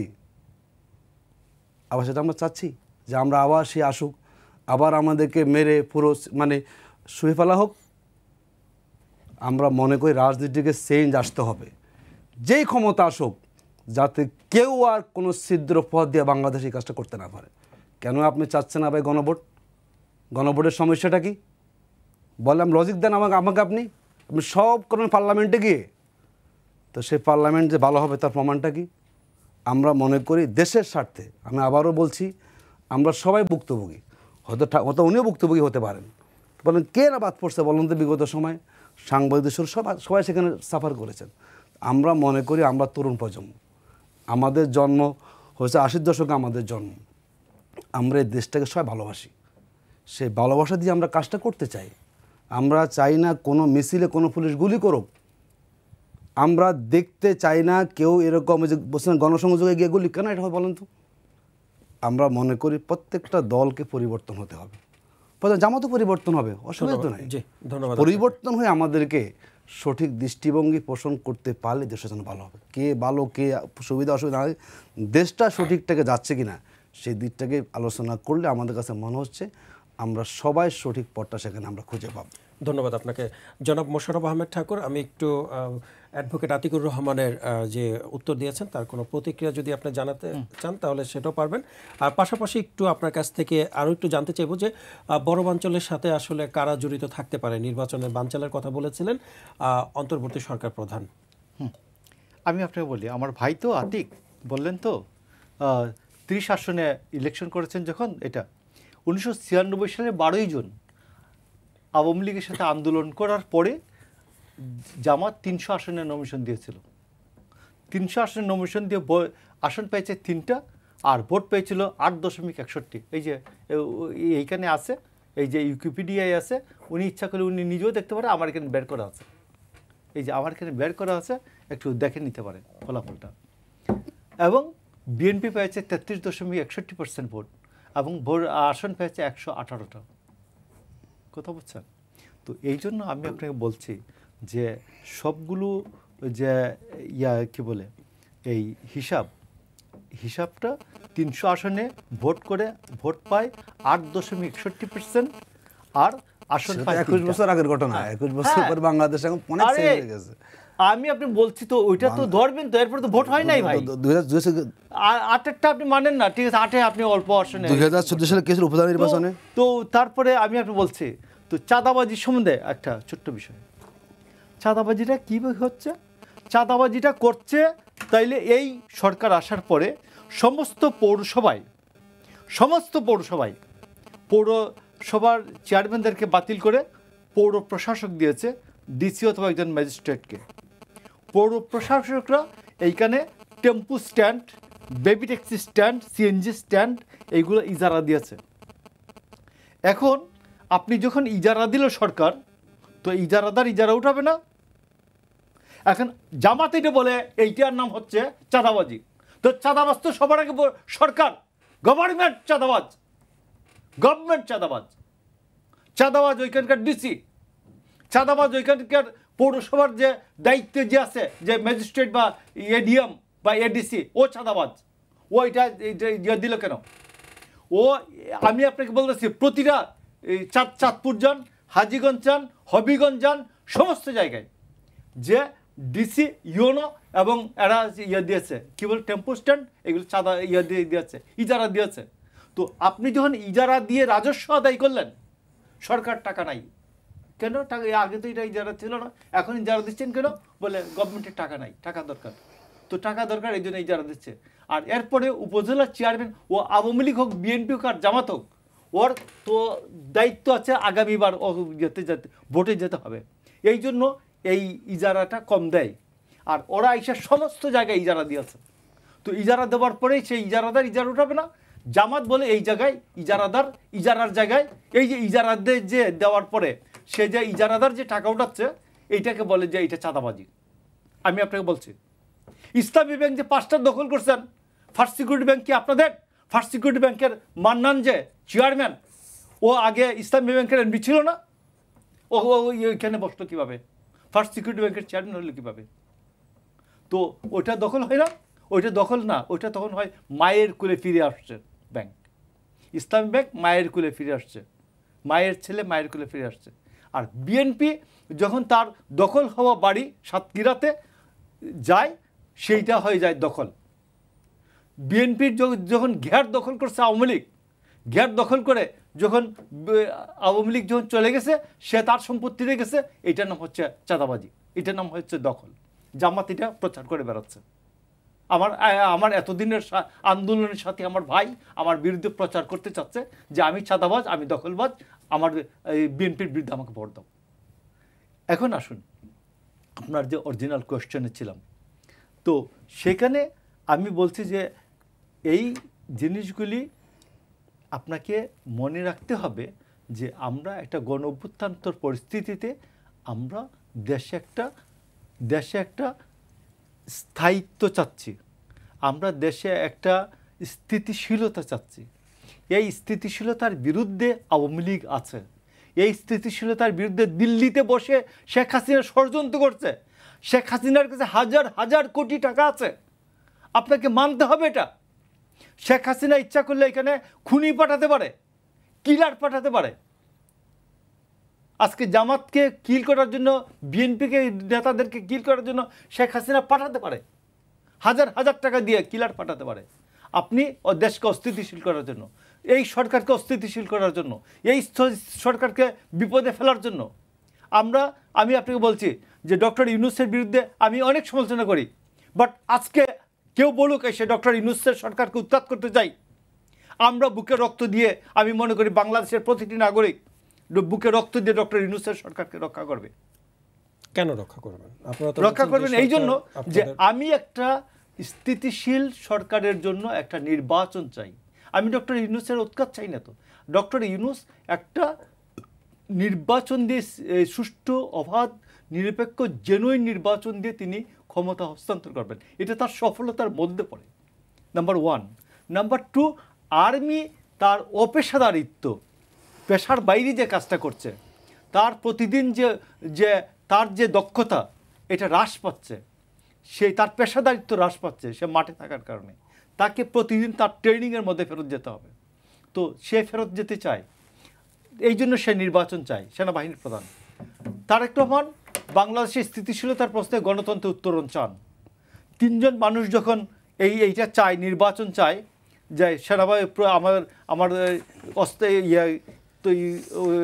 কী বলে, ডক্টর ইউনূস যখন সরকার নির্বাচন চান, সেনাবাহিনীর প্রধান নির্বাচন চান, বড় দলের প্রধান তারেক রহমান নির্বাচন চান, এই 3 জন যখন একই লাইনে দাঁড়িয়ে একটা সমান্তরাল রেখায় দাঁড়িয়ে নির্বাচন চান, বাংলাদেশে অতি অবশ্যই নির্বাচন হবে। বাংলাদেশে পৃথিবীর একমাত্র আল্লাহ ছাড়া আর কেউ এই নির্বাচনকে থামাতে পারবে না। ধন্যবাদ আপনাকে। জনাব আতিক, আপনার কাছে একটু ফিরতে চাই। মোশাররফ আহমেদ ঠাকুর যিনি বলছেন যে ইসলামী ব্যাংক এবং কয়েকটা ব্যাংকের কথা বলছেন যে আপনারা দখল করেছেন, এবং অভিযোগ আছে যে আগামী নির্বাচনে যে নির্বাচনী কর্মকর্তা থাকবেন তারা আপনারা নিয়োগ দিতে চাচ্ছেন যে ইসলামী ব্যাংকের লোকজন। তো এই বিষয়ে আপনি কি বলবেন? যে আমি বলবো তার আগে আমাদের ঠাকুরভাই যে কথাটা বলেছেন, 19 জুলাই 2025 বিবিসি নিউজ, চাঁদাবাজির অভিযোগে চাপের মুখে বিএনপি, দলীয় নিয়ন্ত্রণ কতটা। অনেকে জিজ্ঞাসা করতে চায়, যদি সবই সরকারি টেন্ডার হয়, এই যে 14 মাসে 7,000 নেতাকর্মীকে বহিষ্কার বিএনপি কেন করছে? জবাব দিবেন আপনি? কেন করছে? এটা কি ওই টাকার জন্য করেছে? 7,000 নেতাকর্মী 11 মাস 12 মাসে চাঁদাবাজি, বিবিসি দখলদারিত্ব এবং নানা অভিযোগে বিএনপি সেখানে কী করে বহিষ্কার করেছে? এগুলো কি ওই স্বাভাবিক টেন্ডারের কারণে বহিষ্কার করেছে?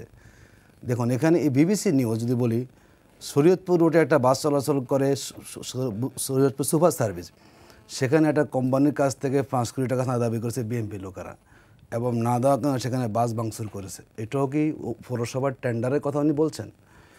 আসলে উনি মূলত একটা দলকে রিপ্রেজেন্ট করতে গিয়ে ওনার যে স্বাভাবিক চিন্তা ভাবনাটা, ওটা হয়তো উনি হারিয়ে ফেলছেন সেখানে। দ্বিতীয় বলেছেন যে আমরা ব্যাংক দখল করেছি। দেখুন, ইসলামী ব্যাংকে জামাত ইসলামী লোকেরা প্রতিষ্ঠা করেছে, এটা সবাই জানে। ইসলামী আদর্শ বাংলাদেশের সুদ মুক্ত অর্থ ব্যবস্থার একটা গাইডলাইন ইসলামী ব্যাংক দিয়েছে, এবং বিগত সময়ে সরকারের পৃষ্ঠপোষকতা এস আলম তারা সব ব্যাংকে তারা নিয়ন্ত্রণ হয়েছে, ইসলামী কোনো ব্যাংকে আর তাদের কাছে ছিল না। এখন এই এস আলমকে 5 আগস্ট পরে কার তত্ত্বাবধানে আছে? সালাউদ্দিন সাহেব, মানে উনি চিটাগাঙ্গে গিয়ে এস আলমের গাঁয়েতে উনি সফর করেছেন। এখনও পর্যন্ত এস আলমের সুবিধাভোগী কারা বলুন তো? এস আলমের সুবিধাভোগী কিন্তু বিএনপির নেতারাই। এবং আমরা দেখলাম এই 5 আগস্টের পরে নয়ন নামের একজন যুবদলের, তিনি তো নেতা, তাকে আমরা সন্ত্রাসী মাস্তানে বলি। নয়ন সাহেব গেলেন গুন্ডা ফান্ডা নিয়ে ব্যাংক দখল করার জন্য, এস আলম থেকে টাকা খেয়ে, এবং গিয়ে উনি সেখানে গুলি করলেন, কর্মকর্তারা আহত হলেন। তো একটা ব্যাংক জোর করে দখল করেছে, তার সব টাকা পয়সা বিদেশে পাচার করেছে, সেটাকে ঠাকুরভাই দেখেন না যে একটা ব্যাংক দেউলিয়া করে ফেলেছে, যেখানে ইসলামী ব্যাংক ছিল বাংলাদেশের সেরা ব্যাংক, সেই ব্যাংকের টাকা এস আলম নিয়ে সব মেরে দিয়েছে, এখন বিদেশে বসে আছে, ওটা আমার নজরে আসে না। সব ইসলামী ব্যাংকগুলো দেউলিয়া কারা করেছে বলুন তো? এসালাম গ্রুপ সেখানে করেছে। এখন এসালাম গ্রুপ যাওয়ার পরে স্বাভাবিকভাবে তারা এখন যারা পুরাতন তারা সেখানে গিয়েছেন। এখানে জামাত কোনো মিছিল করেছে কি সেখানে যে আমরা আসলাম আমাদেরকে ব্যাংক দিয়ে দেন? জামাতের লোকের হয়তো তারা সেখানে তাদের শেয়ার আছে। এবার শাহজালাল ব্যাংকে যারা গিয়েছেন, আমাদের মান্নান সাহেব জামাতের কোন পদে আছেন বলেন আপনি? উনি জামাতের কোনো পদে আছেন? উনি একসময় ইসলামী ব্যাংকের এমডি ছিলেন, এখন ব্যাংক তাকে সেখানে নিয়ে তাকে বসিয়েছে। এর সাথে জামাতের দলীয় স্বার্থটা কোথায়? জামাত কি বলেছে যে আমাদের দলীয় স্বার্থ এগুলো আছে, সব ব্যাংকগুলো আমার সংগঠনের একটা সহযোগী সংগঠন বলেছে? যদি সেগুলোকে আপনি বলে নির্বাচনে, যেটা বিএনপি একটা হাস্যকর, একটা বড় দল গিয়ে যে এই ইবনে সিনা, আর ইবনে সিনার সুবিধা বিএনপি লোকেরা নেয় না। ইসলামী ব্যাংকে বিএনপির অ্যাকাউন্ট আছে না? আপনি ইসলামী ব্যাংকে অ্যাকাউন্ট করেন, বিএনপির হাজারো লাখো কর্মীর অ্যাকাউন্ট ইসলামী ব্যাংকে আছে, বিএনপির হাজার হাজার নেতা কর্মী ইবনে সিনা থেকে চিকিৎসা নিয়েছেন। আপনি আসে বলতেছেন কি না এটা দেওয়া যায়? মানে যদি আমরা এখন বলি ফ্রি চিকিৎসা নিয়ে না না সুবিধা নিয়েছেন না, এটা পরের বিষয়। আমি ফ্রি বলি সুবিধাটা আসলে কি? মানে সুবিধা বলতে টাকা দিয়ে তো ওখানে আমি ট্রিটমেন্ট করেছেন না, সুবিধা তো ট্রিটমেন্ট করেছেন না সেখানে, এটা আস্থার জায়গা একটা। আমি না আমি আসেন এখানে, ওখানে তো বিনা পয়সা সিস্টেম নেই। আওয়ামী লীগেরও তো অনেক প্রতিষ্ঠানে। দ্বিতীয় আমরা বলি দেখুন বাংলাদেশের, উনি তো বলেন দেখেন না, উনি যতগুলো শিক্ষা প্রতিষ্ঠান বাংলাদেশে এখন আছে, ধরেন আপনার স্কুল বলেন, কলেজ বলেন, এগুলো দখলদারিত্ব বলেন তো কার হাতে এখন? কোনো একটা জায়গায় মানে আমরা দুই এক জায়গায় বসছি, এখানে আমার বাড়ির পাশের প্রতিষ্ঠান, আমি সভাপতি বলছে না, আমার এলাকাতে লক্ষ্মীপুরে একটা হাই স্কুলে দেখুন একটা ম্যানেজিং কমিটির সভাপতি হবে, ওই এলাকাতে বিএনপির কোনো শিক্ষিত লোক নাই, বিএ পাস করার কোনো লোক নেই। কী করলো? পার্শ্ববর্তী ইউনিয়ন থেকে এনে বয়স মানে 25 বছর তাকে ম্যানেজিং সে হলো একটা মাদক ব্যবসায়ী। দখল করতে করতে দখল যে বসাবে ওই লোকও না শিক্ষিত, পাশ থেকে হায়ার করে নিয়ে এসে একটা মাদক মামলা যে তাকে বসিয়েছে হল স্কুল সভাপতি পদে। এই হচ্ছে বাংলাদেশের অবস্থা, অবস্থা। আমার ইউনিয়নে বলছি, আমি দায়িত্ব নিয়ে বলছি, আমি দায়িত্ব নিয়ে বলছি। যদি থাকতো তাহলে পাশের ইউনিয়ন থেকে আইন এখানে বসা কিছুদিন আগে অ্যারেস্ট হওয়ার সম্ভাবনা আছে, সে মাদক ব্যবসায়ী। এই অবস্থা যদি আমরা বলি ঠিক আছে, বাংলাদেশের যত স্কুলের ম্যানেজিং কমিটির সভাপতি বিএনপি আছে, কলেজের আছে, কোনো শিক্ষক নির্বাচনে কি হতে পারবেন না, দায়িত্ব পাবেন না। তাহলে বোর্ডটা কি নেবে বিদেশ থেকে লোক আইসা? শুনেন, বিরোধিতা করতে বিরোধিতা করা যাবে, যুক্তিগত আপনাকে আসতে হবে। আর সব যদি আপনি নিরপেক্ষ মাইন্ড নিয়ে না দেখেন, তাহলে কিন্তু সেখানে আপনি ভালোটা বোঝার সুযোগ পাবেন না। যেটা আপনি আমাকে বলেছেন যে ইয়ে নিয়ে, কিন্তু ভুলেই গেলাম, নির্বাচনী কর্মকর্তা। হ্যাঁ, নির্বাচনী কৌশল, এগুলো হলো এক ধরনের বলার জন্য বলা। বাংলাদেশে এখন পর্যন্ত সচিবালয়ে কারা সুবিধা পায় বলুন তো? এই যে এতগুলো, যেমন বললেন পৌরসভার টেন্ডার, আপনি খুঁজে দেখুন তো, এই টেন্ডারে জামাত কোথাও টেন্ডার পাইছে? আমরা দেখলাম যে বিএনপিকে টেন্ডার দিলে ওরা কিছু কমিশন পায়, জামাত তার কমিশন দিয়ে কোনো টেন্ডার নেবে না। সারা দেশের 99% টেন্ডারের ভাগিদার হলো কে? বিএনপি, কিছু ক্ষেত্রে এনসিপিও তারা সেখানে পেয়েছেন।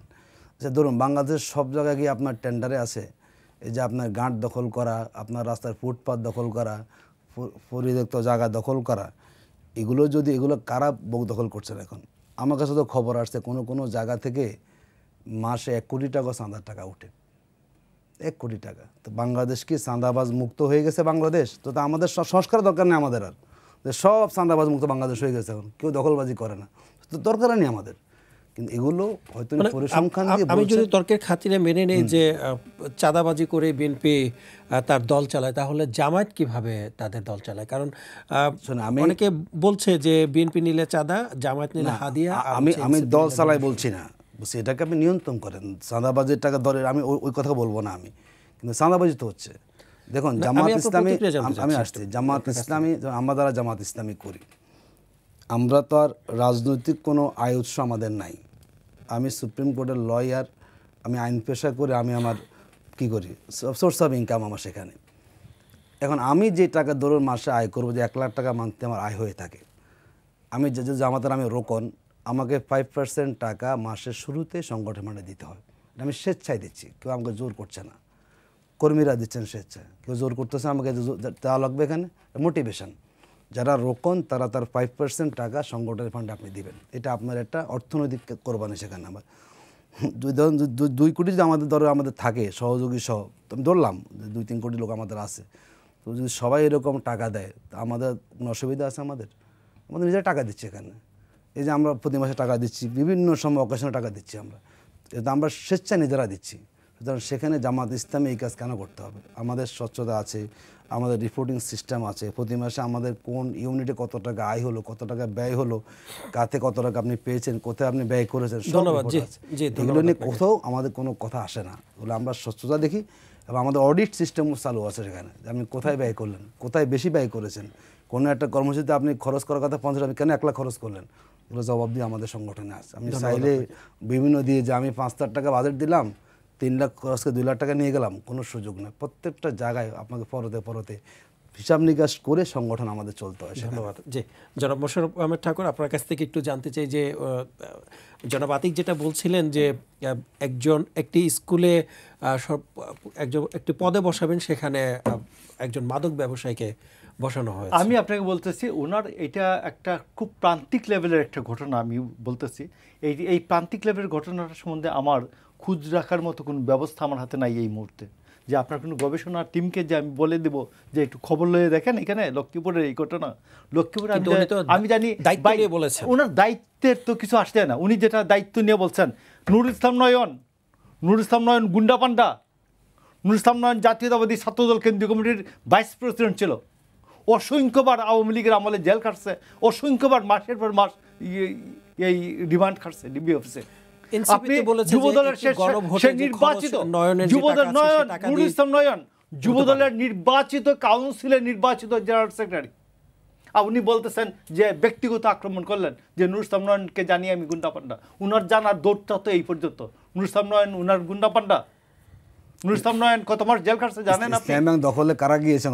আপনি জানেন কত মাস জেল খাটছে? আপনি কত মাস জেল খাটছে? পত্রিকায় আসলে তো পত্রিকা আপনার নামে কালকে লিখে দিতে পারে। শুনেন, দেখেন অসুবিধা কি, লেখেন, অসুবিধা নেই, আমরা এটাকে পরোয়া করি না। কি বললেন সালাউদ্দিন সাহেব সম্বন্ধে? সালাউদ্দিন সাহেব ওই সময়ে এটার ব্যাখ্যা দিয়েছেন যে ওনার একটা গাড়ি, উনি র্যালিতে যাওয়ার সময় উনি ওইখান থেকে যখন ফিরছেন এই 9 বছর পরে গাড়ি আইনে নিয়ে আসছিল, সেই গাড়িটা ইয়াসালাম গ্রুপের। তো সেইখানে এটা বলছেন উনি যে উনি জানতেন না যে গাড়িটা কে আনছে। তো উনি এই জন্য বলে দিলেন ইয়াসালাম গ্রুপের আশ্রয়দাতা সালাউদ্দিন আহমেদ। তো এইরকম আমি আপনাকে বলি যে এইরকম ওনার চেয়ারম্যান যেখানে থাকেন, আমি বলে দেই উমুকের আশ্রয়দাতা, উমুকের আশ্রয় চলেন উনি, বলুন, প্রমাণ থাকলে এটা তো বলা যায়, বলবেন। তো আমি আপনাকে বলছি যে মানুষ যখন কোনো পথ আর না পায়, যুক্তির ফেলাসি হচ্ছে যে সর্বশেষ হচ্ছে কাউকে ব্যক্তিগতভাবে আক্রমণ করা। আমারটা তো আমি উত্তর দিলামই না। তো যাই, আমি আপনাকে বলছি সর্বশেষ বাংলাদেশে একমাত্র উত্তরণের পথ হচ্ছে, আমার ক্লোজিং রিমার্ক এইরকম, যে বাংলাদেশে একমাত্র স্থিতিশীলতা ফিরিয়ে আনার জন্য যখন কোনো জমি মালিকানাহীন থাকে, মালিকানা ক্লেম করছে না কেউ, দেখা যায় ওইটা বেদখল হওয়ার সম্ভাবনা অনেক বেশি থাকে। বাংলাদেশ এমন একটা জাতীয় এবং আন্তর্জাতিক অবস্থা অতিক্রম করছে, এই যে মালিকানাহীন, যে মানে নির্বাচিত সরকারবিহীন রাষ্ট্র এবং এর চতুর্দিকে যে একটা বড় রাষ্ট্র, 3 দিক বেষ্টিত, এই রাষ্ট্রতে আজকে 14 মাস নির্বাচিত সরকার নাই। এবং আমি আপনাকে বলছি যে আগামী ফেব্রুয়ারি মাসে তো নির্বাচন বলেছেন। ডক্টর ইউনূসের জন্য যত দিন যাবে তত দিন কঠিন হতে থাকবে। ওনাকে এখন মনে হবে একদিন 1 মাসের সমান, 1 সপ্তাহের সমান, এর কয়েকদিন পরে মনে হবে একদিন 1 মাসের সমান, এরপরে কয়েকদিন পরে মনে হবে একদিন 1 বছরের সমান। তো এই জন্য আমি বলছি যে এইসব হাঙ্কি পাঙ্কি যে উনি বলছেন, আমি ওনার হাঙ্কি পাঙ্কি কথাটাকে আমি ধরে নিলাম ঠিক। গভর্নমেন্টকে বলবো যে আপনারা এই হাঙ্কি পাঙ্কির দিকে না গিয়ে দ্রুত নির্বাচনের আয়োজন করে দেশে একটা নির্বাচিত সরকার, একটা স্থিতিশীল অবস্থা তৈরি করার ব্যবস্থা দ্রুত করেন। একটু জানতে চাই, আগামী ত্রয়োদশ সংসদ নির্বাচনে বিএনপির আসলে প্রতিপক্ষ কে হবে, মানে কার সাথে লড়াই করবে? জামাত? আমি আপনাকে বলছি, আমি একটা ইনক্লুসিভ নির্বাচনের পক্ষে।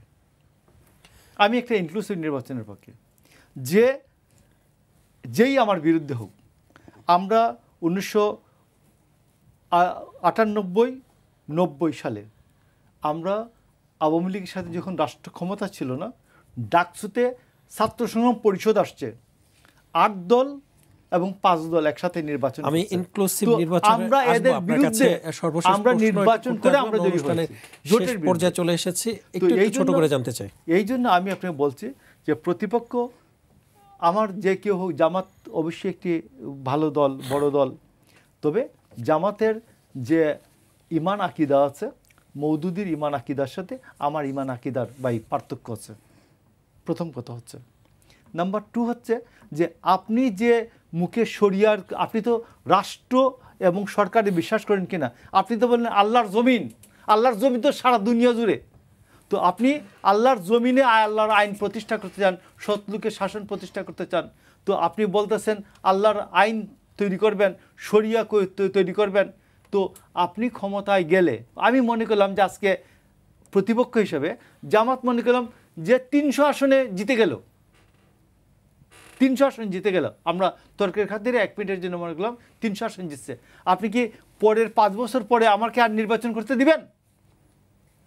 আমার যে এক ব্যক্তি এক ভোট, ইসলামী শরিয়াতে কি আছে যে রাষ্ট্রপতির এক ভোট, সুইপারের এক ভোট, পীর সাহেবের এক ভোট, মুরিদের এক ভোট, আপনি কি মানেন? ইসলামী শরিয়া তো এটা মানে না।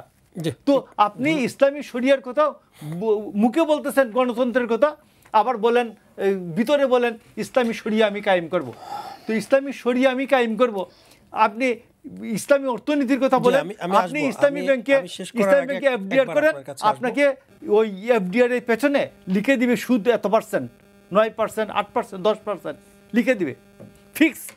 তো সেই ক্ষেত্রে আমি আপনাকে বলছি যে পরিষ্কার কথা, আপনি যদি ইসলামিক ডেমোক্রেসিতে বিশ্বাস করেন তাহলে আপনাকে স্পষ্ট করে বলবেন যে আমি একটা নতুন ধরনের সিস্টেম আমি চাই, যেখানে এটা হবে না, এটা না হবে ইসলামিক ডেমোক্রেসি, এখানে নির্বাচন থাকবে, বছরের বছর নির্বাচনের মাধ্যমে সরকার পরিবর্তন ব্যবস্থা থাকবে, সব কিছু থাকবে। এইটা তাইলে আপনি নতুন করে বলতে হবে, ফ্লোট করতে হবে, আর না হলে আমি শেষ করে নেই, মুখে একটা অন্তরে আরেকটা, এই যে দ্বিচারিতার বিষয়টা, এটা ছেড়ে দিতে হবে। ধন্যবাদ আপনাকে। জনাব আতিক, আপনার কাছে একটু ফিরতে চাই। জামায়াতের আমির ডক্টর শফিকুর রহমান বলেছেন যে তারা কোনো নির্বাচনে জোট করার সিদ্ধান্ত নেননি, তবে নির্বাচনী সমঝোতা করার ব্যাপারে বলছেন। নির্বাচনী সমঝোতা বলতে আসলে কি বোঝানো হয়েছে? আমি সেদিকে আসছি একটু শর্টে বাইকে একটু বলি, জানতে চাইবো। মওদুদের ইমান বলতে কোনো ইমান নাই। জামাত ইসলামী মওদুদের প্রতিষ্ঠাবার্ষিকী পালন করে, মওদুদ জামাতারি পালন করি আমরা, এগুলো একটা ন্যারেটিভ জামাতের বিরুদ্ধে। এগুলো আমরা কখনো আমরা মওদুদের চিন্তা দর্শনটাকে অনুসরণ করি, তার সাহিত্যগুলো আমরা পড়ি, এর বাইরে অতিরিক্ত কোনো কিছু না। এগুলো যারা বলেন তারা না বুঝে বলেন। আর ইসলামের শরিয়া নিয়ে কথা বলতে হলে সবাইকে শরিয়াটাকে বুঝতে হবে, একটু আড়ালে আবডালে বুঝে গিয়ে শরিয়া ব্যাখ্যা দিতে গেলে আমারও সময় হবে না, অন্যরাও সেখানে সময় হবে না। আমরা দ্বিচারিতার কোনো কিছু না, মানে আমরা সঠিক জায়গায় আছি। যারা সঠিকটা বুঝতে পারেন না তারা নানামুখী কথা বলে জনকে বিভ্রান্ত করার চেষ্টা করে। দেখুন, সমঝোতার কথা আপনি বলেছেন, এবং এটা যৌক্তিক। একটা জোট হয়, জোটের একটা স্থায়িত্ব থাকে, দীর্ঘমেয়াদী জোট হতে হয়, এরপরে জোটের সরকার গঠনের বিষয় থাকে, অনেকগুলো ফাংশন সেখানে থাকার কথা। সমঝোতা মানে হচ্ছে আমরা ইলেকশন কেন্দ্রিক সমঝোতা হবে। ধরুন যদি 8টা দল যদি একসাথে তারা সমঝোতা হয়, তাহলে এক দলের প্রার্থী যেখানে হবে বাকি 7 দল সেখানে কি করবে না, তারা নমিনি দিবে না, এবং 7 দলের সবাই সেখানে ওই প্রার্থীর পক্ষে কাজ করবে। এটাই যৌক্তিক এবং এটা ঝুঁকি সবচেয়ে কম। এর মধ্যে দিয়ে আমাদের কাছে মনে হচ্ছে আগামী দিনে ইসলামপন্থীদের যারা দেশকে ভালোবাসেন সকলেরই একটা ম্যান্ডেট আমাদের এই সমঝোতার ক্ষেত্রে আমাদের আসবে বলে আমরা মনে করি। নির্বাচনে তাহলে সংখ্যালঘুদের মনোনয়ন দেবে কিনা জামায়াত? এটা আমাদের চিন্তায় আছে যদি কোথাও সেরকম নমিনি পাওয়া যায় যেখানে হিন্দু অধ্যুষিত এলাকা, এ ব্যাপারে আমাদের পজিটিভ চিন্তায় আছে। যদি আমরা পাই সেরকম দেওয়ার ক্ষেত্রে আমরা কি করব না, আমরা দেওয়ার ব্যাপারে আমরা পজিটিভ সেরকম পাওয়া যায়। ধন্যবাদ আপনাকে। আমি অনুষ্ঠান শেষ পর্যায়ে চলে এসেছে, দুজনের কাছে একেবারে সেম প্রশ্ন থাকবে। আওয়ামী লীগ এবং জাতীয় পার্টিকে বাদ দিয়ে দেশে ইনক্লুসিভ নির্বাচন সম্ভব কিনা একটু জানতে চাইব জনাব মোশাররফ আহমেদ ঠাকুর আপনার কাছে, কারণ তাদের তো 30 থেকে 35% ভোট আছে, তাহলে এত সংখ্যক ভোটারের মতামত কী হবে? আমি আপনাকে বলি, আমরা শুরুতেই আমরা বলেছিলাম যে political party is a abstract entity. Political পার্টির নেতারা ক্রিমিনাল অফেন্স করতে পারেন, উনি তো উকিল মানুষ, ক্রিমিনাল অফেন্স করতে পারেন, ক্রিমিনাল অফেন্ডার হিসেবে তাদের বিচার হতে পারে। বাট পলিটিক্যাল পার্টির সাথে কোটি কোটি মানুষের সম্পর্ক থাকে, পলিটিক্যাল পার্টির কোনো বিচার হয় না। তারপরে আমরা বলছিলাম যে জাতীয় ঐক্যমতের ভিত্তিতে, আলোচনার ভিত্তিতে পলিটিক্যাল পার্টির বিচার করা যায় কিনা সেটা আলোচনা হতে পারে।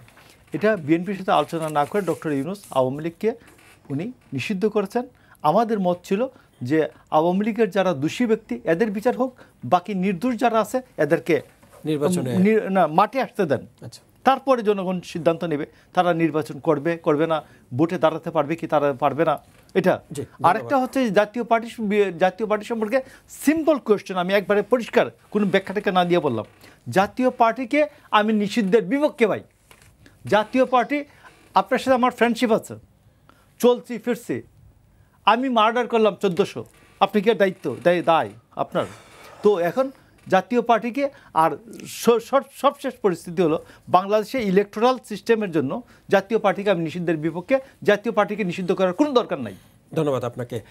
জনাব আতিক, সর্বশেষ প্রশ্ন আপনার কাছে একই রাখতে চাই, একটু যোগ করতে চাই যে 5 দফা দাবিতে তো প্রধান উপদেষ্টার কাছে আপনারা স্মারকলিপি দিয়েছেন, এর মধ্যে একটি দাবি ছিল যে জাতীয় পার্টিকে নিষিদ্ধ করতে হবে, কিন্তু আওয়ামী লীগ এবং জাতীয় পার্টিকে যদি বাদ দিয়ে নির্বাচন করা হয় সে নির্বাচন ইনক্লুসিভ হবে কিনা? শুনুন, এই এক্সাম্পল তো আওয়ামী লীগ রেখেছে। 2014 সালে তারা নির্বাচন করেছে না, বিনা প্রতিদ্বন্দ্বিতা 151 জনের মতো, সেখানে ইনক্লুসিভের কোশ্চেন সেখানে আসেনি। 2024 সালেও তারা ইলেকশন সেরকম করেছে। আসলে আওয়ামী লীগ তো ইলেকশনে চায় না, তারা একতরফা নিজেরা ইলেকশন করেছে, 15 বছর ছিল। আর বিশেষ করে 5ই আগস্টে যে আন্দোলন, সেই আন্দোলনে এটা রাজনৈতিক দলের যে বৈশিষ্ট্য থাকা দরকার, সেই বৈশিষ্ট্য ইতিমধ্যে আওয়ামী লীগ হারিয়ে ফেলেছে। কারণ একটা রাজনৈতিক দল, যে কল রেকর্ডগুলো আমরা পেয়েছি ট্রাইব্যুনালের ভিতরে, যদি একটা রাজনৈতিক দলে যদি এরকম বক্তব্য হয়ে থাকে, সেই দলকে রাজনৈতিক দলের ক্রাইটেরিয়াতে রেখে তাদেরকে আপনি রাজনৈতিক রাইট দেবেন, এটা এদেশের তরুণ প্রজন্ম দিতে যাচ্ছে না। জাতীয় পার্টির ব্যাপারে আপনি বলেছেন, জাতীয় পার্টি তো আসলে দেশটাকে তো আমাদের ওরাই এনেছে। ফ্যাসিবাদকে একদম আষ্টে পৃষ্ঠে বেঁধে যারা হেল্প করেছেন, আপনি জানবেন যিনি এখন চেয়ারম্যান জাতীয় পার্টির, উনি ইন্ডিয়া গেছেন, এসে বললেন কি বলা যাবে না। মানে বিগত সময়ে যেরকম পার্শ্ববর্তী দেশের এজেন্ডা নিয়ে আওয়ামী লীগ দেশ একই কাজ কিন্তু জাতীয় পার্টি করেছেন। আমরা দেখলাম যে তারা পালিয়ে গেছেন, তারা ইন্ডিয়াতে পালিয়েছেন। এবং জাতীয় পার্টি বর্তমান যিনি চেয়ারম্যান আছেন, তিনিও বাংলাদেশ রাজনীতি করেন, তিনি গেলেন ইন্ডিয়া, যেতে পারেন তিনি ইন্ডিয়াতে গিয়ে আসে বলেন যে ওনারা বলা ছাড়া বলা যাবে না। তার মানে বিগত সময়ে বাংলাদেশের মানুষের স্বার্থ, দেশের স্বার্থকে জলাঞ্জলি দিয়ে একটা নির্দিষ্ট দেশের এজেন্ডা বাস্তবায়ন করে যারা আমাদের গণতন্ত্রকে হরণ করেছেন, যারা ফ্যাসিবাদকে সহযোগিতা করেছেন হওয়ার ক্ষেত্রে, এবং যারা 5ই আগস্টে যাদের সহায়তার কারণে এত মানুষ নিহত হলো, এত মায়ের বুক খালি হলো, আমরা মনে করি অপ্রাসঙ্গিক রাজনৈতিক দলকে এখন বাংলাদেশের রাজনৈতিক রাইট দেওয়ার কোনো সুযোগ নাই। তাদেরও সেটি শিক্ষা হওয়া উচিত যে রাজনীতি করতে হলে ভেবেচিন্তে করতে হয়। একপাক্ষিক রাজনীতি, দেশের মানুষের স্বার্থ পরিমিতি রাজনীতি কখনো কারোর জন্য কোনো টেকসই দিক বয়ে আনতে পারে। ধন্যবাদ আপনাদের দুজনকে, ধন্যবাদ আপনাদের মূল্যবান সময় আমাদেরকে দেওয়ার জন্য। দর্শক, আপনারা দেখছিলেন আমাদের নিয়মিত অনুষ্ঠান কালের সংলাপ। আজ আমাদের আলোচনার বিষয় ছিল ভোটের রাজনীতি, জোটের রাজনীতি। আজ এ পর্যন্তই। ভালো থাকুক দেশ, ভালো থাকুক দেশের মানুষ, এই প্রত্যাশায় আল্লাহ হাফেজ।